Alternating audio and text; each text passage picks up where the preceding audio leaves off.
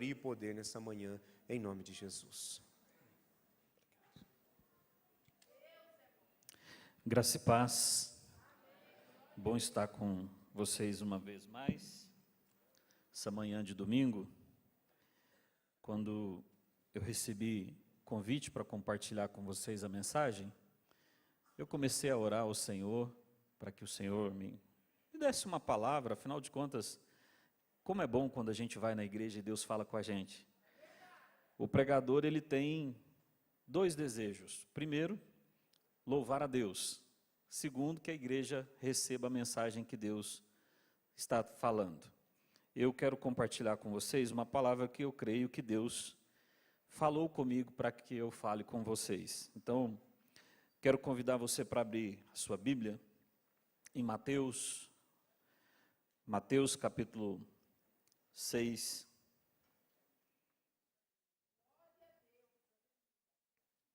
Mateus capítulo 6.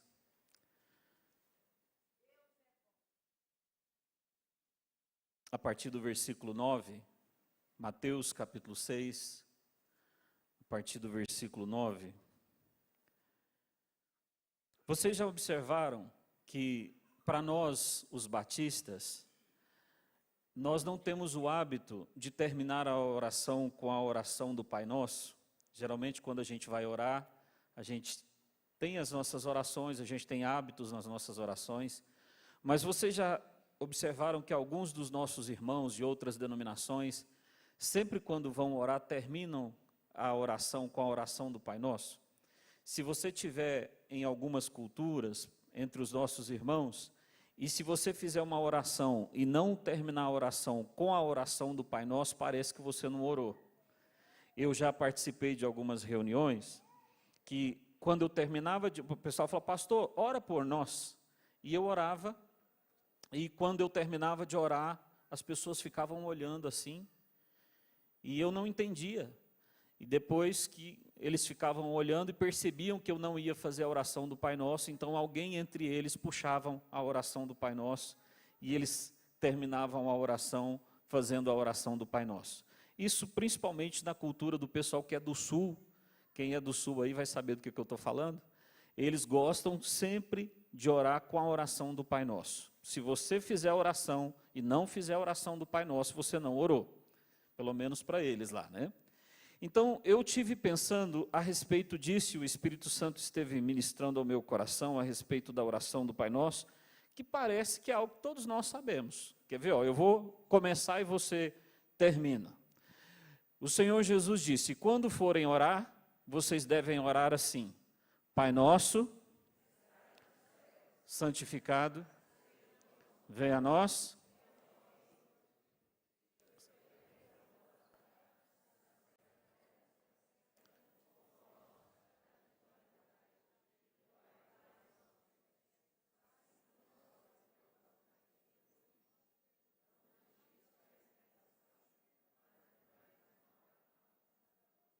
Amém?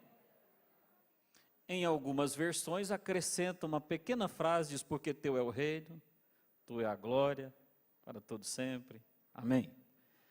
Agora, a oração do Pai Nosso, ela precisa ser encarada de duas formas. Ela deve ser repetida e ela precisa ser vivida. Mateus e Lucas, eles registram a oração do Pai Nosso. Inclusive, se você for analisar algumas versões da Bíblia, pelo menos na minha versão da NVI, na minha versão da NVI, a oração do Pai Nosso não está tão completa quanto está em Mateus, da oração de Lucas. Ela vai terminar fazendo apenas 5 pedidos na minha versão. Já na oração de Mateus, ele vai fazer 7 pedidos. Jesus vai dizer: olha, quando vocês forem orar, vocês devem orar por aquilo que é importante. A Bíblia diz que nós devemos orar em todo o tempo. Existem coisas que, tudo que nós precisarmos fazer, nós precisamos orar. E eu sei que vocês são um povo que gosta de orar. Quem gosta de orar, diga glória a Deus. Amém, amém, amém. Agora, por que devemos orar?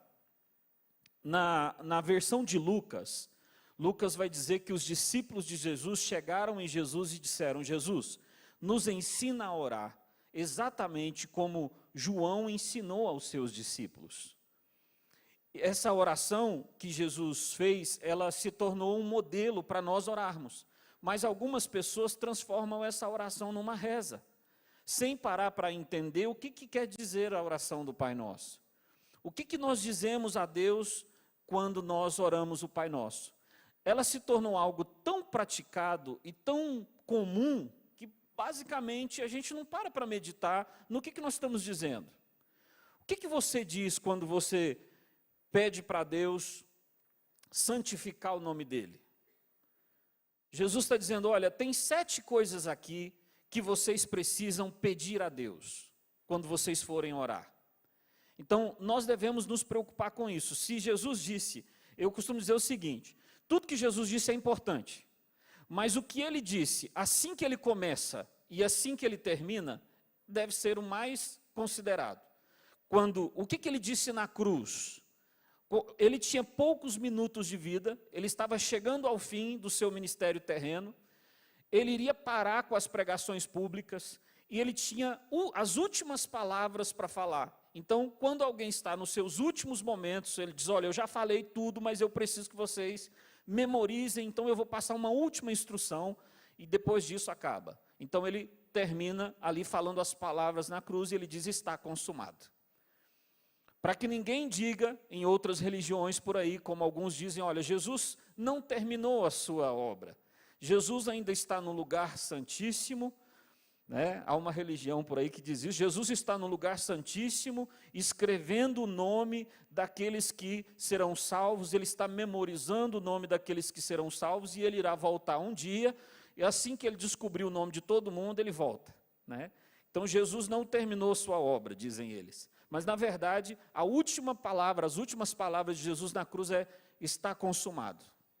Terminei. O que eu precisava fazer, eu fiz. E a primeira mensagem de Jesus publicamente é, arrependei-vos, porque é chegado o reino de Deus. Então, são palavras importantes. Agora, no requisito oração, que nós estamos lendo, Jesus está falando depois de uma repreensão àqueles que oravam errado. Ele estava dizendo aos fariseus que oravam errado. Ele estava dizendo, olha, existem formas de orar, e não é porque nós oramos que nós vamos receber aquilo que pedimos. Jesus disse, olha, tem gente que pede e não recebe porque pede mal. Então eu já vi pessoas pedirem diversas coisas, e pedirem com fé, e orarem com fé, e orarem repetidas vezes, e fazerem campanha. Por exemplo, eu frequentei uma igreja que tinha um homem que tinha problemas mentais. E ele acreditava na época que o maior inimigo dele era o George W. Bush. E ele orava para Deus, pedindo para Deus um avião para poder tacar no Bush. Ele queria, e ele fazia campanhas de oração na igreja. Você chegava na igreja, ele estava com o joelho dobrado, dizendo, Senhor, me dá um avião com ogivas nucleares. E ele era muito específico na oração, porque eu gostaria de matar o Bush, disse ele. Então, essa oração, óbvio, que você sabe que ela não foi respondida. Mas se ele foi louco ao ponto de pedir essas coisas, eu fico pensando quantas orações a gente faz que não são respondidas por Deus, e depois que passa, a gente olha e diz assim, Senhor, que bom que o Senhor não me deu. E são orações que a gente chora, a gente implora, a gente clama, a gente faz campanha, a gente pede para o pastor da revelação orar por nós, né? Porque tem uns irmãos que gostam, a gente também gosta, né, irmãos? O pastor que ora, a gente ouve falar que tem alguém que é usado por Deus, e a gente vai atrás, né? A gente está desesperado, e a gente fala, ora aí, eu estou orando, estou pedindo, estou clamando. Isso acontece muito na adolescência, principalmente na adolescência da fé, porque a gente começa a nossa fé, e a gente começa a acreditar em coisas que nem sempre Deus quer que a gente acredite, a gente começa a pedir coisas que nem sempre Deus quer que a gente peça, e eu digo que uma das orações mais maduras que nós podemos fazer é quando a gente chega na presença de Deus e diz, Deus, muito obrigado, porque o Senhor não me dá tudo que eu peço. Já parou para pensar, se Deus te desse tudo que você já pediu em oração? Você estava morando aonde? Se Deus respondesse a sua oração sobre moradia, você estava morando aonde? Se Deus respondesse todas as suas orações sobre vida sentimental, você estaria casado com quem?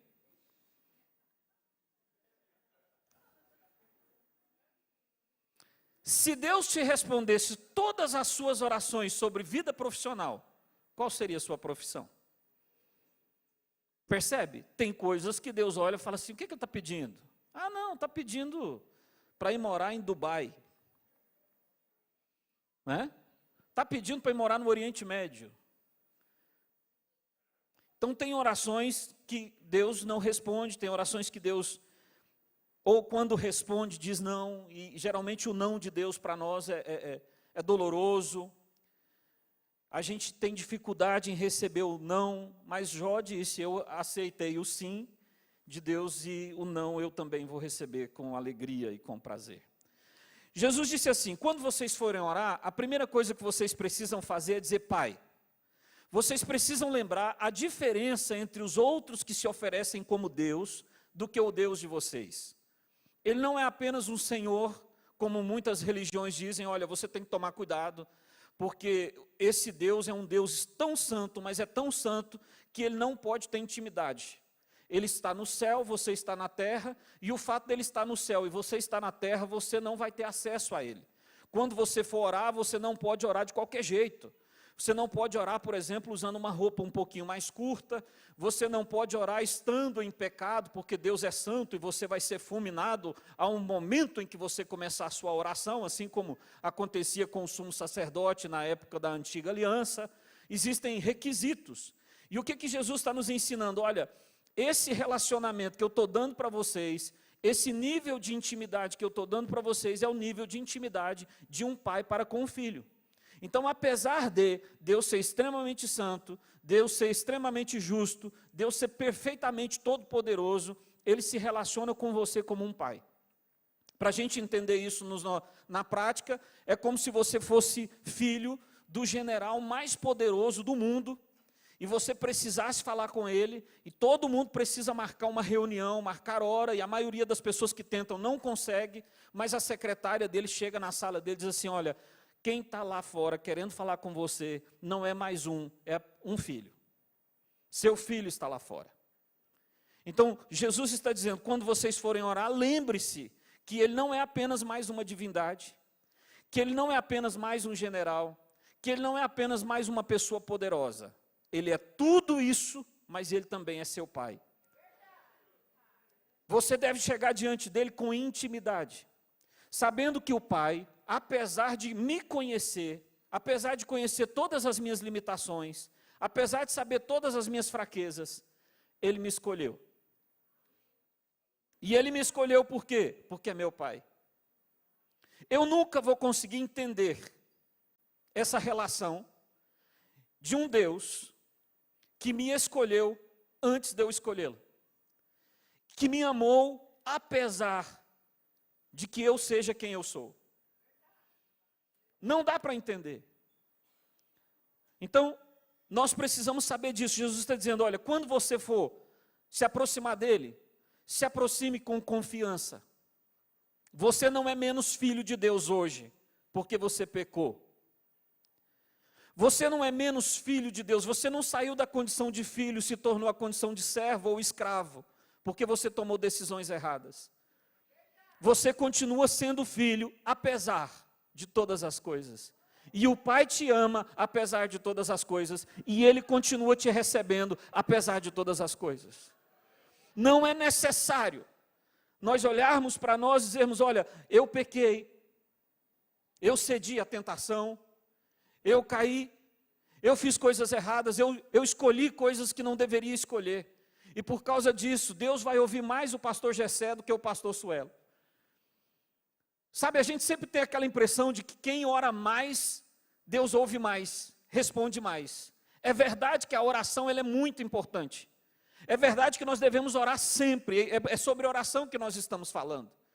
Mas a primeira coisa que nós precisamos saber sobre a oração é que nós estamos falando ao nosso papai. Às vezes eu não tenho palavras para orar. Às vezes você também não sabe fazer orações repetitivas, longas. Tem gente que eu tenho até vergonha de orar perto da pessoa. A pessoa tem uma oração tão bonita, com palavras tão bem elaboradas, segue uma ordem tão bonita, e a gente fica pensando, eu nunca vou conseguir orar igual esse irmão. Aí de repente vem o irmãozinho, aproveitar que está aí, está transmitindo? Ah, então tá. Eu cito uma experiência do meu pai, que é porque eu não vi as câmeras, agora modernizou o negócio, não estão escondidas. Eu cito uma experiência do meu pai, que é um presbítero, já idoso, e ele participou de uma reunião onde estava tendo um exorcismo. Os vizinhos da igreja estavam lá exorcizando um rapaz que estava como de praxe, né? Todo endemoniado faz isso, vou matar, vou roubar, vou destruir, todo está de praxe, né? Não precisa da gente entrevistar ele para saber o que ele quer fazer. E aí os irmãos estavam lá e fazendo orações e colocando a Bíblia na cabeça do rapaz e fazendo coisas, usando palavras bonitas, e o demônio não saía. Aí chamaram meu pai já idoso. Meu pai um homem criado na roça, meu pai só assina o próprio nome com muita dificuldade, meu pai não sabe ler, não sabe escrever, é um homem que trabalhou a vida toda no campo, e meu pai chega lá e vê aquela situação, e meu pai usa palavras incompreensíveis para os intelectuais. Ele olha para o demônio e diz, demônio, casca fora. E o demônio saiu. E eu fico me perguntando, será que eu estou usando as palavras erradas, pastor Gessé? Em vez de dizer, sai, eu tenho que dizer, casca fora. Porque saiu. Então, o que nós entendemos com isso? O que eu aprendi com isso? A intimidade, a autoridade está em quem fala, não em como fala. Entende isso? Quem é você? Você é filho. Entende isso? O filho é filho, independente do que aconteça, independente do que você está passando. Pastor, eu estou na minha pior fase. Olha, eu vejo os irmãos subindo um monte, eu fico pensando, de repente eu tenho que ir para uma igreja que ora menos, porque eu não consigo acompanhar o ritmo. Eu vejo os irmãos orarem com orações tão lindas, com palavras tão bonitas, eu fico pensando, eu não dou conta disso. Será que Deus me ouve? Deus ouve. Ponto. Jesus disse, eu estou com vocês, todos os dias, até a consumação dos séculos. Esse texto você precisa memorizar. Eu estou com vocês, todos os dias. Apesar, no dia bom, eu estou com você. No dia mau, eu estou com você.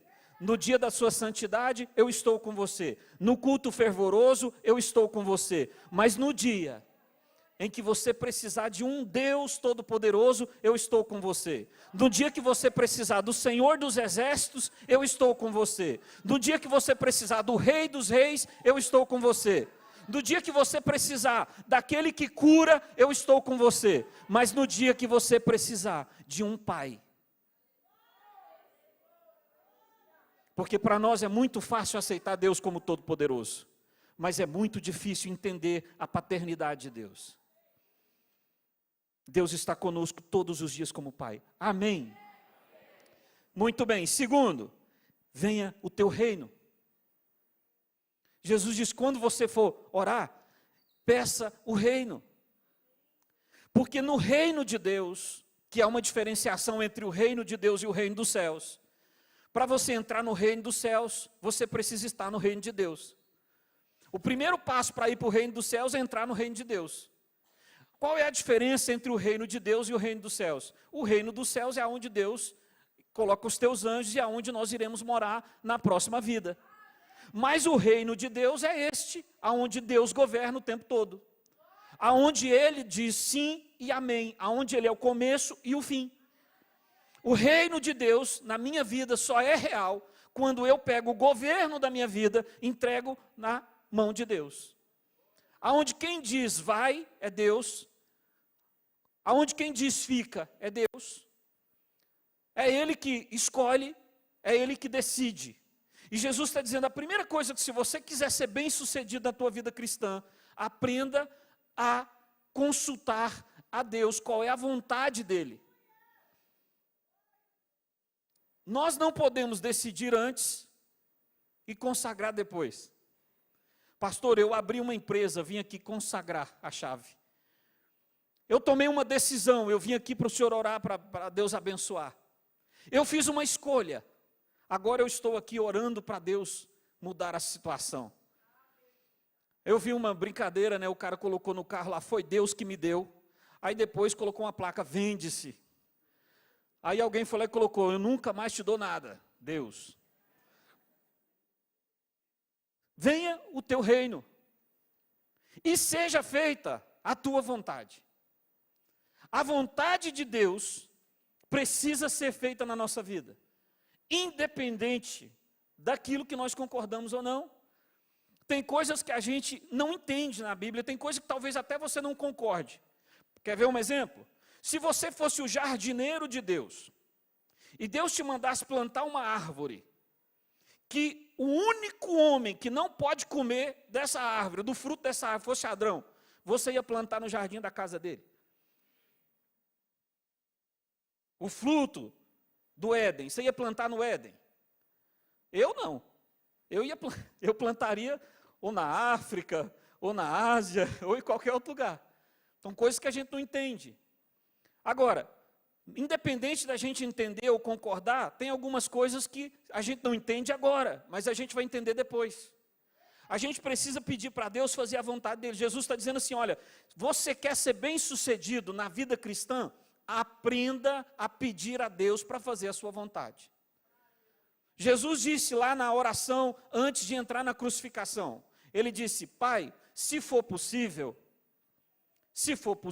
passa de mim esse cálice, mas todavia, seja feita a tua vontade. Tem coisas que a gente quer, tem situações que a gente gosta, mas a gente precisa olhar para Deus e dizer, Senhor, se for tua vontade, me dá. Mas se não for, ainda assim seja feita a sua vontade. Outra oração madura que nós podemos fazer dentro desse assunto é, Senhor, eu estou pedindo, eu estou insistindo, eu estou implorando, eu estou fazendo essa campanha, eu estou orando de madrugada, eu estou buscando ao Senhor, mas, se essa não for a tua vontade, fecha essa porta. Mas fecha de uma forma que ninguém seja capaz de abrir, nem mesmo eu. Nem mesmo as minhas escolhas sejam capazes de abrir essa porta. Amém? Muito bem. Mateus capítulo 7, versículo 21 diz assim, nem todo aquele que diz Senhor, Senhor, entrará no reino dos céus, mas aquele que fizer a vontade do Pai. Nem todo aquele que diz Senhor, Senhor, tem gente dizendo Senhor, Senhor, mas não faz a vontade do Pai. Então, o primeiro passo para que Deus seja Senhor e para que a gente possa entrar no reino dos céus é entrar no reino de Deus e fazer a vontade de Deus. Amém? Amém. Quais são os valores do reino de Deus? Vamos saber se nós já estamos vivendo de acordo com o reino de Deus? Primeiro, no reino de Deus, os últimos serão os primeiros. Nós não brigamos pelos primeiros lugares. Você está no reino de Deus, a cadeira mais importante não sou eu que quero sentar. Eu preciso dar o lugar mais importante para o meu irmão. Segundo valor do reino de Deus, o perdão e o amor são nossas prioridades. Estou no reino de Deus, estou vivendo de acordo com o reino de Deus. O perdão e o amor são as minhas prioridades. A obediência e a vontade de Deus prevalecem no reino de Deus. Então, se eu estou vivendo uma vida que anda de acordo com os princípios e os valores de Deus, eu estou vivendo no reino de Deus. O que eu preciso fazer? Eu preciso analisar. A Bíblia diz, examina, pois, o homem a si mesmo. Examina, pois, o homem a si mesmo. Eu preciso sentar e fechar para a balança a minha vida. E eu preciso olhar para ver se o que eu estou fazendo, ou o que eu vou fazer, essa é a vontade de Deus. Olha, ainda que não seja, mas eu vou orar, alguém diz. Ainda que não seja, mas eu vou orar para Deus me abençoar. Eu tenho certeza que essa não é a vontade de Deus para a minha vida. Mas, pastor, fazer o quê? Eu quero tanto, eu gostaria tanto, eu preciso tanto. Então, ainda que eu queira, ainda que eu peça, ainda que eu jejue, ainda que eu implore, ainda que eu busque, Senhor, se isso não for a tua vontade, tira isso da minha vida. Amém. Agora tem coisas que é uma bênção para nós. Se a gente usar muito bem, vai nos abençoar eternamente. Mas tem coisas que pode ser uma bênção para o meu irmão, mas não é de Deus para mim. É difícil a gente olhar na igreja e a gente olhar e ver alguns irmãos fazendo algumas escolhas, e aquilo lá é uma bênção para a vida deles, mas não é para a nossa vida. A gente precisa entender isso, porque senão a gente começa a pensar assim, não, mas é de Deus, porque fulano fez e deu certo. Exemplos são relacionamentos amorosos, né? A pessoa fala, pastor, eu sei que a Bíblia não aconselha fazer desse jeito, mas eu conheço uma pessoa que fez assim, e hoje o casamento dela é uma bênção. Ela foi lá no mundo, né? Evangelizou o rapaz, né? Ele foi lá no mundo, evangelizou a moça, casou com ela lá no mundo, trouxe para a igreja, e olha que bênção que é o casamento deles hoje. Acontece casos, pastor. Então assim, eu gostaria de ter essa unção, já que na igreja está faltando alguns pretendentes, e assim vai, né? Prepara mesmo, Deus. Né? Então a gente, pastor, é unção de evangelismo pessoal.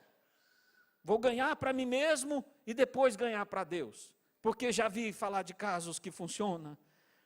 É uma bênção, só não serve a Deus, né? A gente ouve tanto isso, né, pastor? Pastor, é uma maravilha. Pensa numa pessoa assim, ó, é mais crente do que muito crente. Só bebe, fuma, sai para as festas, mas olha, pastor, pensa numa pessoa de fé. Nossa, mas tem uma fé. Nunca vi, pastor, uma fé daquele jeito. Você vê o veículo que a pessoa anda, é uma fé, né? E a gente fica olhando para essas coisas e fala, meu Deus, como que a gente aconselha? Há algum tempo eu já tenho tomado uma decisão, que eu confesso para vocês, eu estou mais covarde do que eu era algum tempo atrás nessa área de conselho, porque eu nunca dei um conselho, oh Jesus, para a nossa geração. A pessoa fala assim, pastor, eu vou ou volto nesse relacionamento? Aí você olha e fala assim, quais são as características bíblicas que estão nesse relacionamento? Nenhuma. Mas eu tenho certeza que com a minha fé, Deus vai transformar esse ogro num príncipe. E com a sua ajuda, pastor, a partir de agora, Deus santo, Deus nos defenderá, como diz alguém, né? Muito bem. Jesus disse, ore para que o pão nosso de cada dia seja nos dado hoje. Nós precisamos de palavras lindas. A mensagem pode ser maravilhosa, você pode sair daqui dizendo eu nunca vi uma interpretação desse texto falado dessa forma. Mas passado uma semana, você não vai lembrar de nada. Porque isso se chegar uma semana, porque pode ser que chegue à noite, alguém pergunte para você, o que o pastor falou de manhã? Falou do relacionamento de uma irmã que queria buscar um cara lá no mundo, né? A palavra precisa vir, esse pão precisa te alimentar, e ela é dada por Deus. Por isso que Jesus diz, quando você for orar, peça a Deus que a palavra fale com você cotidianamente. Amém? Muito bem, vou acelerar os tópicos aqui. Perdoa as nossas ofensas, na mesma proporção, com a mesma intensidade, na mesma rapidez, com o mesmo propósito, nas mesmas condições que eu perdoo aquela pessoa lá que eu estou com raiva. O que Jesus fez? Jesus pegou a nossa nova lei, entre aspas. Jesus pegou a nossa nova Constituição, que é a Constituição da Graça, e ele colocou uma cláusula no nosso contrato da graça, dizendo o seguinte, que eu preciso orar pedindo perdão, mas o perdão que eu preciso orar tem que ser na mesma intensidade, com a mesma rapidez, na mesma proporção, com o mesmo propósito que eu estou perdoando. E o perdão é um problema para nós, irmãos. Talvez para você que já alcançou um nível de maturidade espiritual e santidade que eu ainda não tenho, não seja, então parabéns para você. Mas para mim, eu olho o perdão como algo difícil, porque o perdão para quem merece é muito fácil. Irmão, a pessoa te deu um prejuízo financeiro, e ela volta até você e diz assim, meu querido, vim pagar, e mais, farei como Zaqueu, te restituirei 4 vezes mais. Aí você, ô glória, juros, correção monetária, taxa Selic vai subir agora, graças ao nosso governo, deixa para lá. Juros, correção monetária, que bênção, vai multiplicar minhas finanças. E o cara ainda ajoelha nos seus pés, joga um lenço branco, coloca o rosto e diz, me perdoa, amado. E você diz, você é meu irmão. Glórias a Deus pela sua vida, meu querido, eu orava por esse dia. Não é uma bênção? Agora imagina o contrário, que o cara te dá um prejuízo, vai embora, sai falando mal de você, o errado foi você que emprestou, porque a Bíblia diz, não empreste. E ele vai embora e sai falando mal de você, denigra a sua imagem, causa um prejuízo para anos. E aí o Senhor vem dizendo assim, ore assim, ó, Pai, me perdoa, assim como eu vou perdoar essa pessoa. Ainda bem que para vocês é fácil fazer isso, mas existe alguns de nós que têm dificuldade com essas coisas. Porque se a gente disser, eu vou perdoar assim como, o Senhor me perdoa assim como eu vou perdoar esse cara, alguns de nós vamos ser perdoados daqui 10 anos. Outros de nós vamos ser perdoados daqui 50 anos. E alguns talvez não sejam perdoados. Porque quando se trata de alguém que não merece o perdão, de acordo com a nossa ótica de merecimento, aí é difícil. Porque alguém diz assim, eu perdoo, mas não quero saber mais. Eu perdoo, mas se eu estiver passando de carro e a pessoa estiver passando de a pé, no meio da lama, debaixo de chuva, lá depois da curva, a 30 quilômetros da cidade, com o pneu do carro furado, eu vou passar a buzinar e dizer, graça e paz, querido. Deus te abençoe.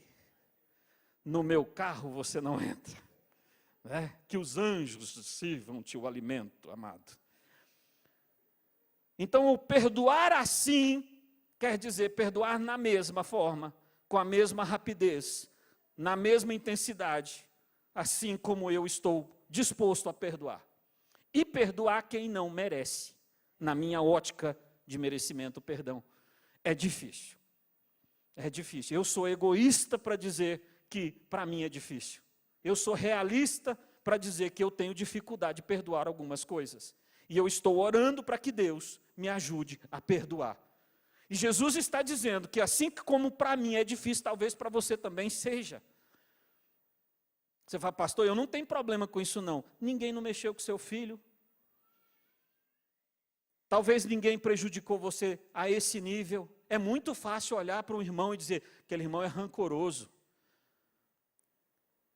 Mas existem pessoas que têm feridas no coração e na alma que somente Jesus pode curar. E Jesus está dizendo, se você não consegue perdoar teu irmão, ore e diga, Pai, me ajude a perdoar. Amém? É uma decisão. Pastor, o dia que eu senti vontade de perdoar. O dia que Deus me der no coração o sentimento, eu vou perdoar. Mas por enquanto eu não sinto de perdoar. Irmão, você só vai sentir se a pessoa te ressarcir. Perdão não é um sentimento, é uma atitude. Perdão não é esquecer o que aconteceu. Perdão é a capacidade de viver apesar do que aconteceu. Perdão não é amnésia, não provoca amnésia. Olha, eu perdoei, pastor, nunca mais me lembro. Irmão, eu me lembro de muita coisa. Eu não tenho amnésia, o que eu tenho é o desejo de perdoar. Talvez alguns irmãos ganharam o dom de receber amnésia. Deus apagou, pastor, eu nem me lembro mais daquele acontecimento que aconteceu no dia 28 de agosto de 1992, às 3 horas da tarde, lá na esquina. Eu não me lembro disso, pastor. Fala, amém, irmão, graças a Deus, né? Agora, para terminar o sermão de hoje, tem os 2 últimos tópicos, e sobre isso eu quero pontuar com muito carinho, eu gostaria que você memorizasse. Se alguma coisa que eu falei aqui te serviu, eu gostaria que você se atentasse ao próximo tópico. E não nos deixeis cair em tentação. Não responda para o teu irmão que está do teu lado. Responda para si mesmo. Existe alguma tentação que, se Deus não te ajudar, você vai cair? Pensa bem. Tem gente que não tem problema com finanças. Ele não é crente, mas a finança não é um problema que ele tem. Você pode colocar ele para trabalhar, não precisa pôr câmeras, que ele é íntegro nessa área da vida. Já tem pessoas que não têm problema com o sexo oposto. É uma pessoa resolvida emocionalmente, ela não vai, ainda que ela ache bonito ou bonita, ela não vai cair. Já tem pessoas que não têm problema com perdão, como eu falei aqui. Mas tem alguma área da sua vida, para pensar, tem alguma área da sua vida que você é tentado mais do que o normal? Você olha assim e fala assim, gente, como pode? Há tanto tempo eu estar lutando com essa tentação, e eu já sou crente, eu já oro, eu já frequento os cultos, eu já fiz campanha, já sou casado, já fui consagrado, já sou pastor, já estou dirigindo a igreja do Laranjeiras. Não precisa ser tão específico. E ainda hoje, eu olho para mim e fico pensando, gente, como que pode eu ainda me encontrar fazendo essas coisas? E eu prometo para Deus que eu nunca mais vou fazer. Quando eu vejo, estou fazendo. E eu olho para Deus e falo, Deus me ajuda. Agora sim, Deus, nunca mais eu faço. Aí eu fico 1 mês, 2 meses, 1 ano, quando eu vejo, estou fazendo de novo. E o pior não é isso. Eu olho para os meus irmãos, pergunto para os meus irmãos, e aí, você tem problema com isso? O irmão fala, que isso? O sangue de Jesus tem poder? Eu sou liberto, lavado, remido pelo sangue de Jesus. Isso não é um problema que me tenta. Aí eu fico pensando, mas então por que eu sou tentado tão forte nessa área? Será que é porque eu não sou liberto, lavado e redimido pelo sangue de Jesus? Existe alguma área na sua vida que você passa por esse nível de tentação? A Bíblia diz que Jesus foi levado pelo Espírito ao deserto para ser provado, tentado pelo diabo. E o diabo ofereceu para Jesus algumas coisas. E Jesus disse não. Jesus era perfeito, Jesus não pecou, mas eu e você constantemente somos tentados por pelo menos esses 3 níveis de tentação. Nós somos tentados por nossos próprios desejos, nós somos tentados por outras pessoas e nós somos tentados pelo diabo. Talvez o diabo não está conseguindo te tentar, talvez outras pessoas não te tentem, mas e os próprios desejos? Irmãos, se Deus não nos guardasse, se Deus não nos guardasse, e se Deus fechasse aquelas portas ali e dissesse, agora eu vou revelar naquele telão a maior tentação de cada um das pessoas que estão presentes aqui. O que apareceria no telão com o seu nome embaixo? Você teria coragem de voltar no próximo culto depois que aparecesse no telão ali, sua tentação? Eu não. A não ser que os irmãos resolvessem me perdoar. Aí você vai dizer, pastor, mas o senhor está sendo tentado tanto assim? Eu digo, o tempo todo. Talvez você não se sinta tão tentado, mas eu sou tentado. Jesus foi tentado no momento em que ele estava no seu maior período de oração, no seu melhor período de jejum, no auge do seu ministério. Se ele foi, por que eu não sou? Por que você não é? Então, sobre a tentação, eu quero pontuar o seguinte. Primeiro, Jesus está dizendo, não nos deixe cair em tentação. Jesus me livra dessa tentação. Jesus me livra dessa tentação na mesma intensidade que o Senhor livrou a Ló. Sabe, os anjos chegaram em Sodoma e disseram, Ló, você tem que mudar de cidade. E você precisa fazer isso imediatamente. E ele disse, mas agora eu tenho a minha esposa, tenho as minhas filhas, eu tenho os genros, tenho o meu patrimônio. Se eu sair, eu posso perder tudo, eu vou deixar tudo. E os anjos disseram, não há tempo, corra, fuja. E ele disse, mas assim eu não vou levar nada. Exatamente, saia correndo. E a Bíblia diz que os anjos pegaram na mão de Ló, pegaram Ló pela mão e o arrastou, e arrastou ele e a sua família daquele ambiente de tentação, daquela Sodoma que ele estava vivendo. Então eu preciso, Senhor, que o Senhor me livre do meu ambiente, aonde me leva a pecar, onde os meus filhos estão pecando, onde a minha vida está sendo destruída, na mesma proporção que o Senhor fez com Ló. Eu dou ao Senhor intensidade, Senhor, me tira desse lugar. Se eu não conseguir sair caminhando de bom grado, alegre, caminhando, cantando, feliz, me leva, mesmo que seja chorando, entristecido, desanimado, com raiva, mas me leva daqui, do ambiente de tentação. Porque existem tentações que o Senhor pode nos livrar. Se Ele não nos livrar, nós iremos cair. Então, não sei você, mas essa oração do Pai Nosso, nesse tópico do Pai Nosso, às vezes a gente tenta vencer a tentação de tantas formas. A gente tenta fugir, a gente tenta conversar com outras pessoas, nós abrimos o nosso coração para algumas pessoas que talvez nem mereciam ouvir, e a gente não ora dizendo, Pai, me livra da tentação. Na oração do Pai Nosso, a frase mais repetida é, o pão nosso de cada dia nos dai hoje, o pão nosso de cada dia nos dai hoje.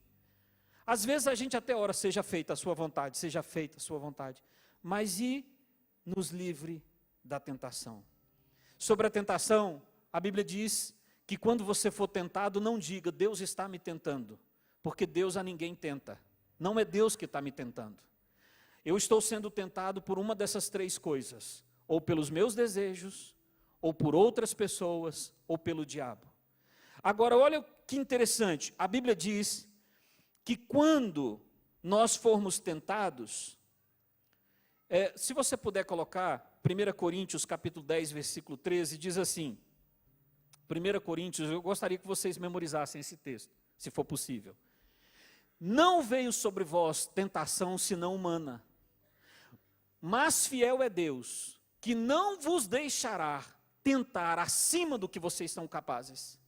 Antes, a tentação dará também um escape para que vocês possam suportar. Existe uma tentação, existem várias tentações, mas pode observar que existe uma saída.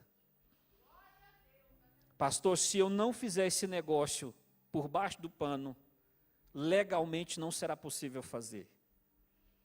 Eu estou sendo tentado. Irmão, tem uma saída. Dá para ir pelo jeito certo. Amém? Sobre a tentação, Mateus capítulo 26, versículo 41 diz assim, vigiem e orem, para que vocês não caiam em tentação. Porque, na verdade, o espírito de vocês está pronto, mas a carne é fraca. O espírito nosso pode ser trabalhado do jeito que for. Você pode orar, jejuar, consagrar, vigiar. Você pode estar no seu melhor momento, mas a carne é fraca. Então nós precisamos da ajuda de Deus. Nós vamos cair em tentação, consequentemente, cotidianamente, se Deus não nos ajudar. Amém? Agora, o texto também diz, e livra-nos do mal, e com isso eu termino a mensagem de hoje. Como que Deus nos livra do mal? O Salmo diz assim, o Senhor te guardará de todo mal, Ele guardará a tua alma, o Senhor guardará a tua entrada, e o Senhor guardará a tua saída, desde agora para sempre. Tessalonicenses diz assim, mas fiel é Deus, e Ele fortalecerá e te guardará do maligno. Tem 3 formas de nós vencermos o diabo na tentação. Primeiro, a Bíblia diz, ore, o diabo é vencido pela oração, orar em todo o tempo. Segundo, resista o diabo e ele fugirá de vós. A Bíblia diz que tem demônio que só sai com jejum e oração. E terceiro, a Bíblia diz que nós devemos resistir o diabo e ele vai fugir. Existem demônios que a gente pode orar, jejuar, que ele não sai. A Bíblia diz que a gente tem que resistir, e resistir é estar no lugar, na posição, da forma que Deus te colocou, até que Deus te dê a vitória. Amém? Quero deixar essa palavra com vocês. Quando nós orarmos, dizemos, Pai, eu sei que eu sou seu filho, e por ser seu filho, eu posso te pedir isso. Venha o teu reino, faça a tua vontade.